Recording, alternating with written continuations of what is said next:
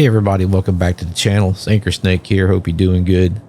As you can see, I got the Drake Caterpillar behind me, and I'm in a space station. And with the release of 4.2.0, they introduced a phenomenon that we haven't seen before called, at least I haven't seen it, called ground turbulence. And some people have referred to it as wobble.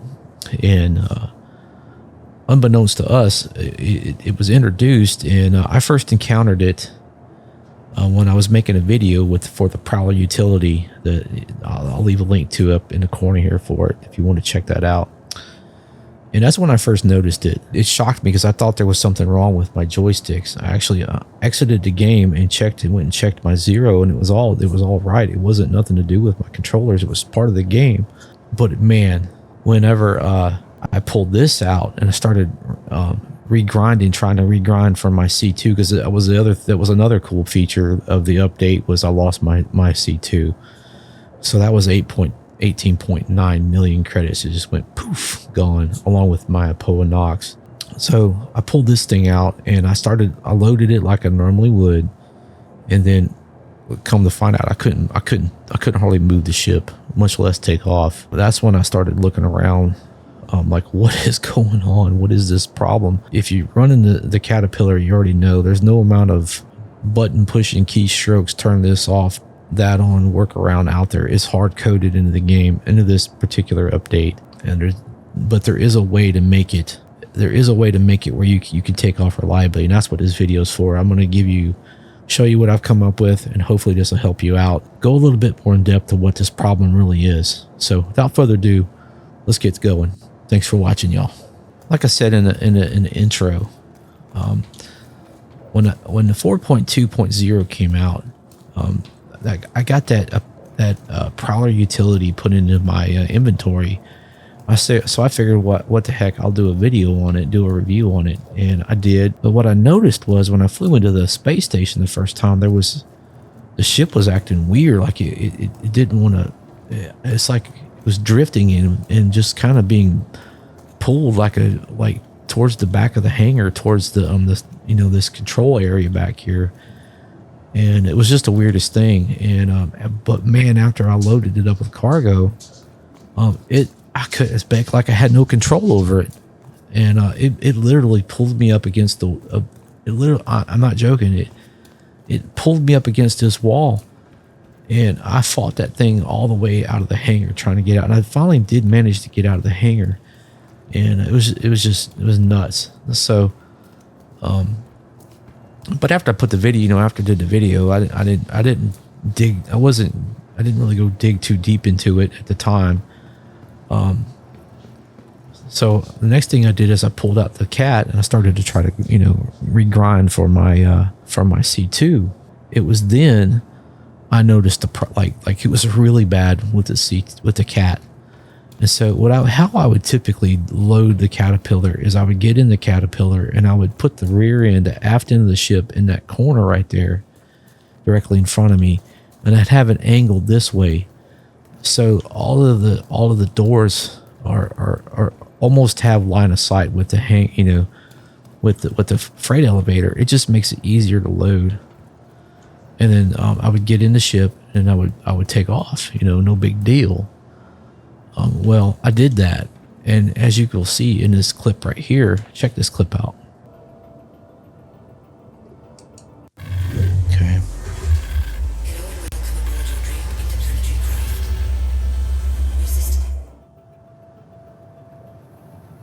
So I'm just going to back this thing up.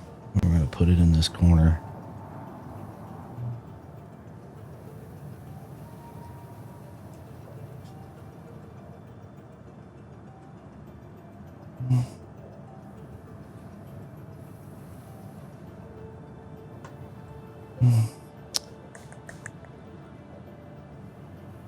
That's good enough. There we go. Landing complete.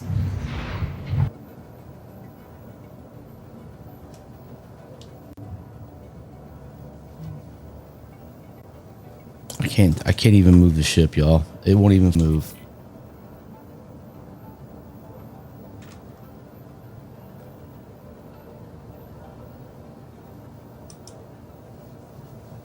Even with VTOL on, nothing.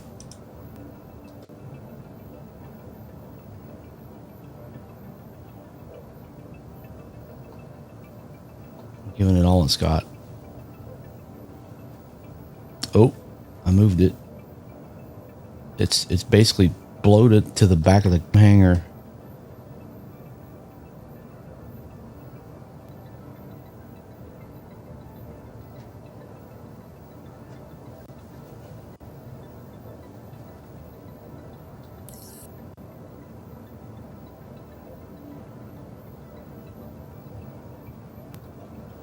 I can't take off.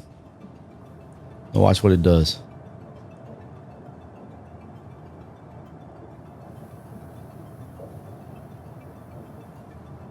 Oh, there we go. It's like it gets stuck at the back.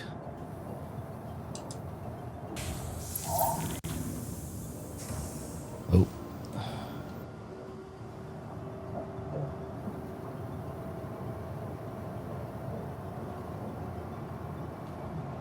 Oh. If I can get up.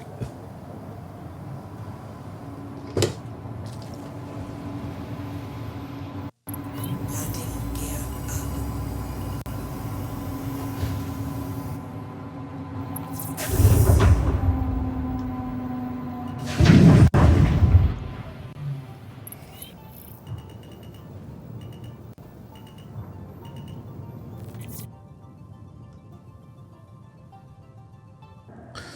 As you can see in that clip, man, I struggled and struggled and struggled to get the ship to take off. I finally did manage to get it out of the hangar, but man, was I aggravated.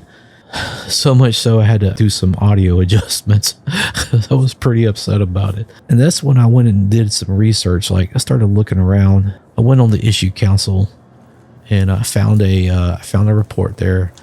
I contributed to that, and I did some searching on Spectrum. There's a couple posted on there. I commented on those, but then I found this video on Boredgamer's YouTube channel.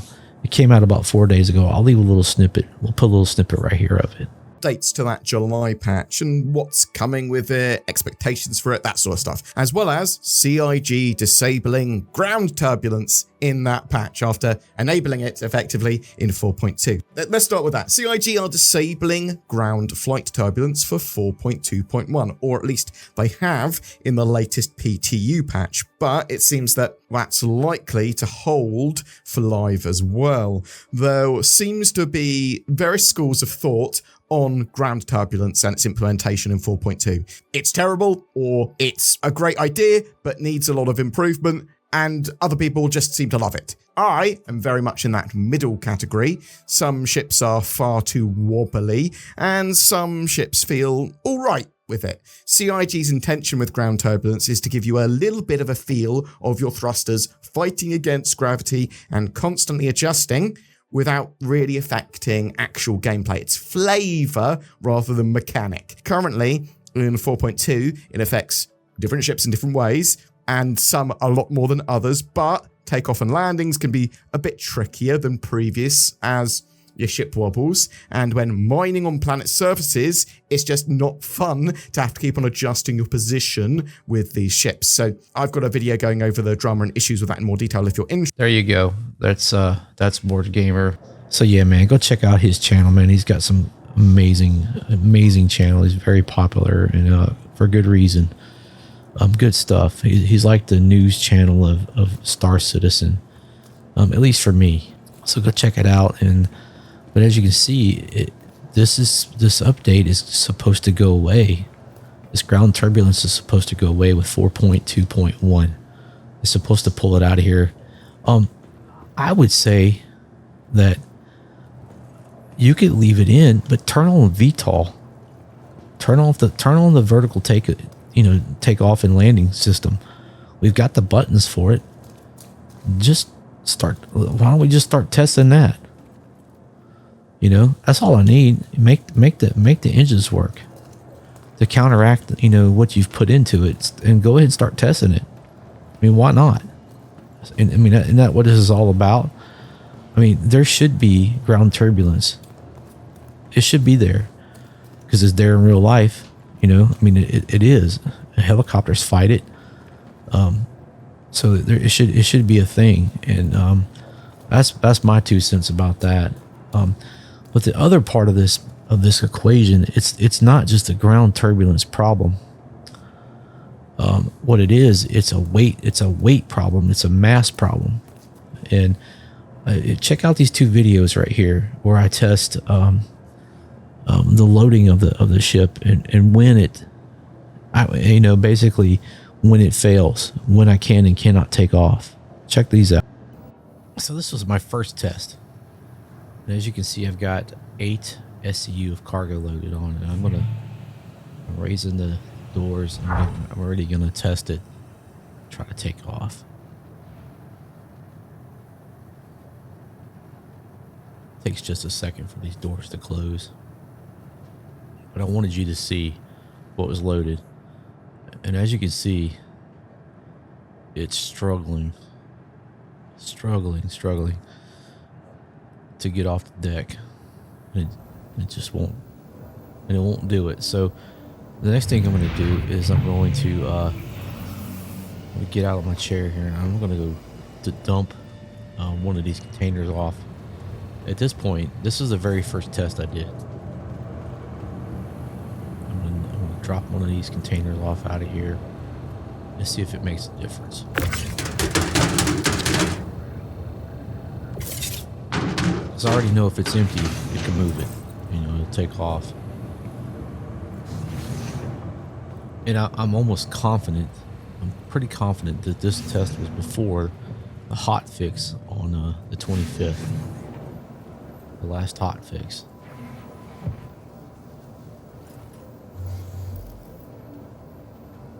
I'll try it one more time. Now there's 7.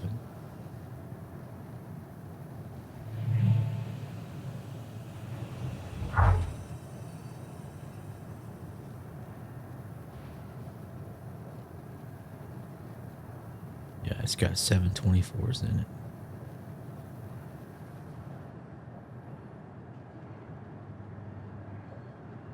And it takes off. So there you go. So this is the second test I did, and I believe this is right after that second hot fix. As you can see, there was 10 crates in there, and I'm going to test it with 10. And as it works out that 12 24 SU containers is 50% load for this ship. Just remember that. So I'm gonna test it with 10. As you can see, it's got cargo on it. It takes a minute. And I'm holding up on my there's a little thumb switch on the Virpil throttle. I'm holding up on, and it will eventually get airborne. And there it goes.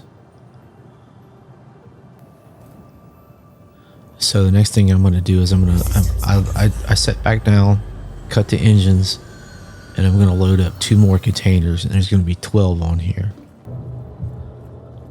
So I'm going to jump down. So there's 4, 6, 8, 10. So there was 10. All right. So I'm going to load 2 more 24s on.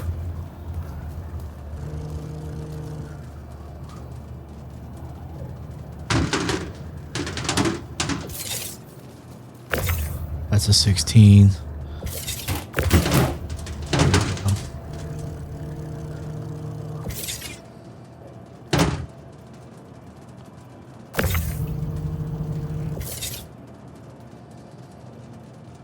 That's going to make 12. I'm going to put it in bay number 3.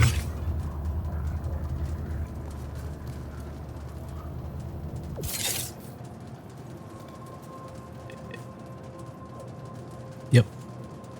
12.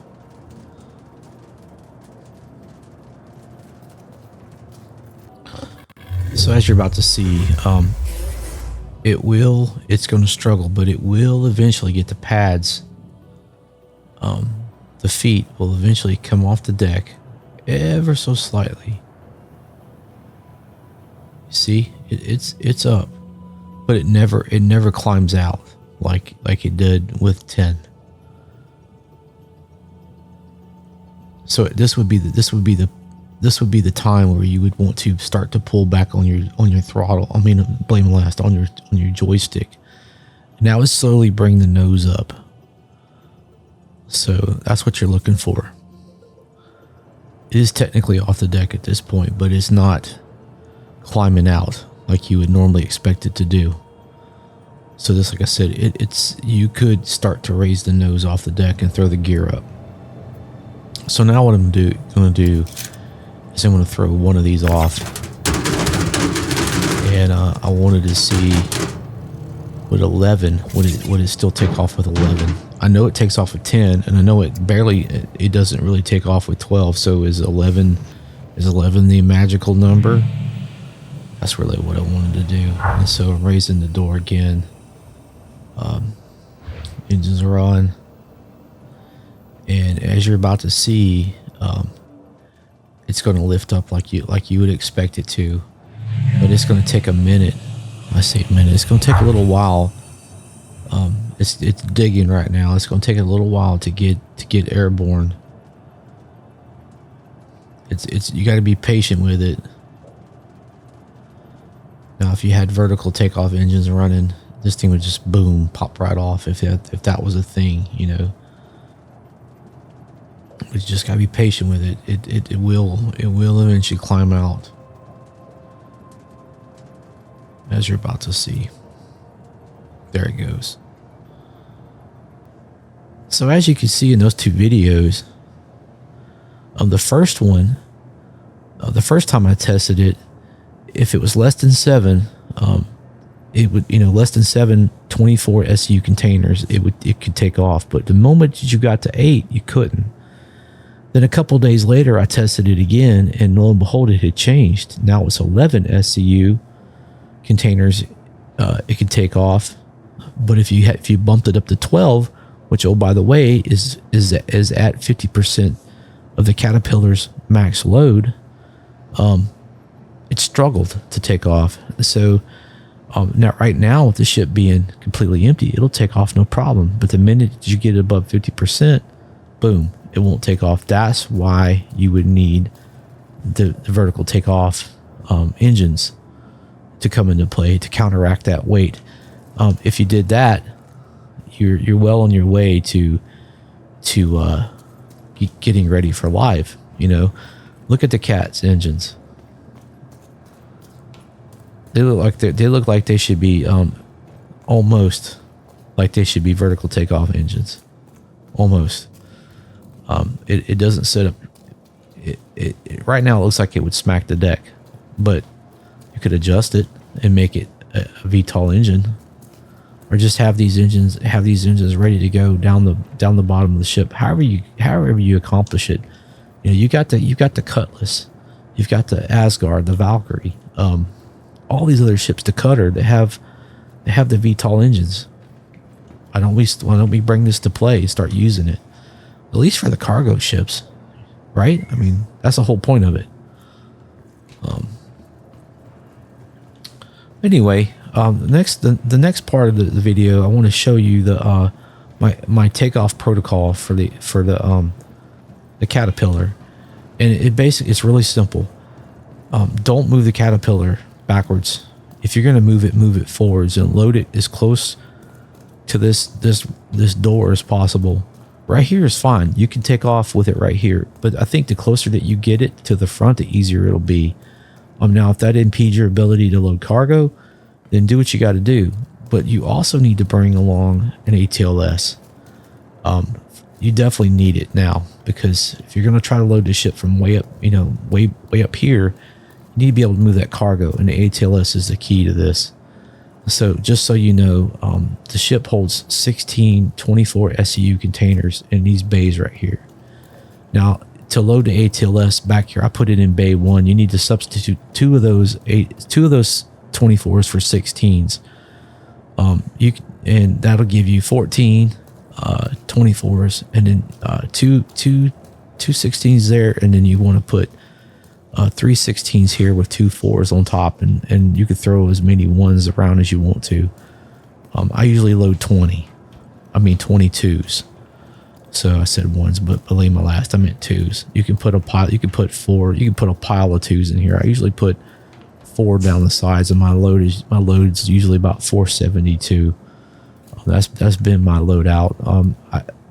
I would rather load just 24s and 16s. It's a lot faster to load and unload, but I'm going to try to maximize each run as close as possible. I'm not going to max it out. I'm just going to try to make it fast and easy to get loaded and unloaded. So that's it, y'all. I don't want it to be, a 3-hour video, but I will show you what it looks like trying to take off from here, from this point, from this spot right here, using this protocol.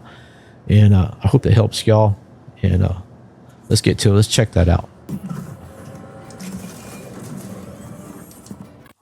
All right, so I'm gonna do flight ready.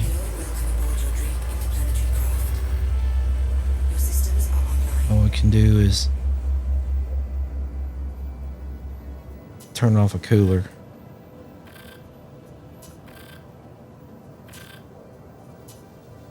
I'm going to give the engines everything. I'm going to give the shields everything. I'm going to go to... I'm not saying you have to do that, but it's just that's what I'm going to do. And let's see, we'll just pick a location. Let's pick CRUL5. We're going to jump to there. That's going to be our first jump. All right, we got that loaded in. So the next thing we're going to do is I'm going to call ATC. I'm going to get this hangar door open. Our shields are fully up.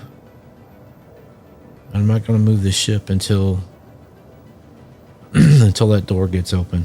I'm not even going to try to. Sometimes the ship will just jump off the deck and you can go. And sometimes it won't. Sometimes it won't do anything. There's no rhyme or reason to it that I can find. All right, so now I'm going to make my attempt to go.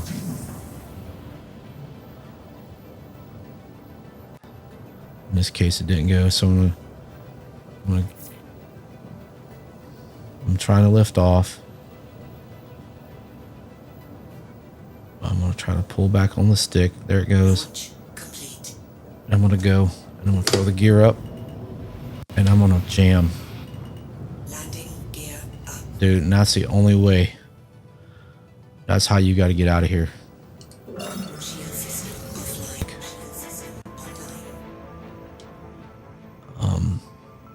So if you delay, if you go in slow, there's a good chance you could get stuck in the doorway and die and lose your ship, and that's no good.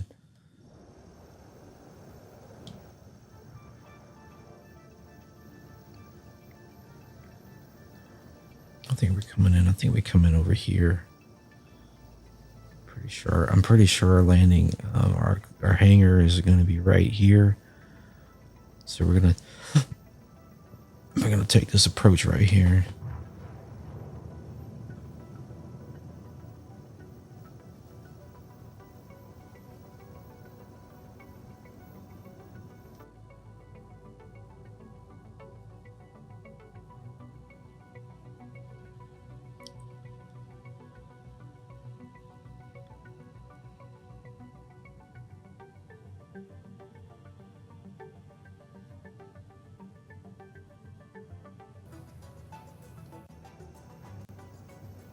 All right, we're gonna go ahead and make our call.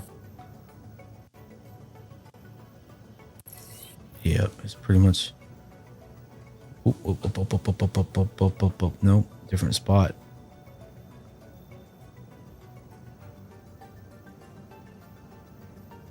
Different location this time. It's right here.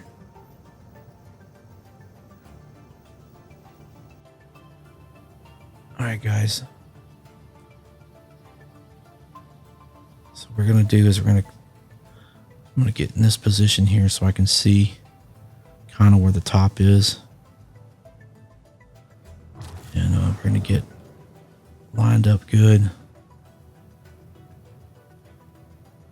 I'm going to drop the gear.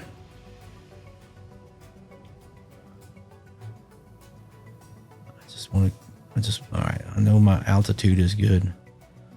We're just going to go in here.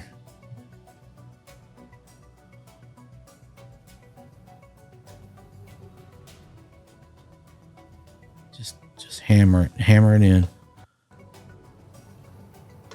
And drop it. I'm not even controlling it. I've got my hands off the yoke stick. Boom. It lands itself. And that's what I'm talking about. If you mess around, there's a good chance you can get it'll land you, and you'll be sticking with your motors or whatever sticking out the back. But it's not a great workaround, but that's it. That's the Caterpillar in the current state of 4.2.0. All right, guys, so there you go. I showed you that in this video, just to kind of summarize everything, that there is a downward force being applied definitely to the cat when it's loaded. At least 12 SU, 12 24 SU or over. It will struggle to take off. Below 11 or below, it'll take off, but it will still struggle to maintain its altitude. And again, if you're going to use the cat, I highly recommend you bring your ATLS with you, due to the fact that how it has to be loaded.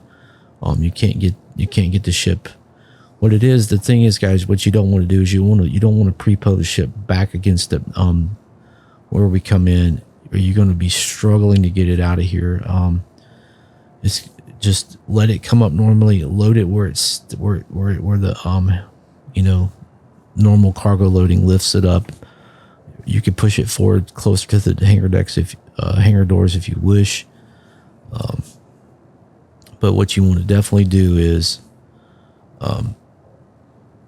get your engines online, get the hangar doors completely wide open, and then try to take off. Sometimes it'll take off and you can go, but most of the time you're going to be sitting there struggling. You're going to be lifting up on it. You're going to be giving upward thrust. Give it upward thrust, and then just gently pull back on your stick. If you're using a stick, I'm using a Virpil Constellation Alpha. Pull back on it, and then jam it. You'll see what'll happen is the front end will lift up off the deck, throw the gear up, and then jam. Go, just full tilt boogie out the hangar door, out the hangar, and you should be good. And that's what I've figured out works. It's not a workaround. It's not a fix. It's just this is how the reality that we have to work around in 4.2.0, and hopefully this will be fixed. 4.2.1, I was really hoping that the hot fix on this past Thursday would have fixed it, but it didn't. Or CIG, turn on VTOL so we can counteract this downward pull. I'm fine with that. I know that we're, like I said this before in the video, I know that we're all just, we're testers. We're testing the game, and that's cool. Give us the VTOL and let us start testing that. If you're going to apply the mass piece to it with gravity, then let us start testing VTOL. It's already in the game. Most of the ships have it. It's a selectable item. It's a button you can push. It works. Make the ship do what it's supposed to do. What would be normally expected. It seemed like to me that this would be more of a thing on a planet side with more gravity being applied, but again, it was something to do with this latest weather piece or something. I don't know.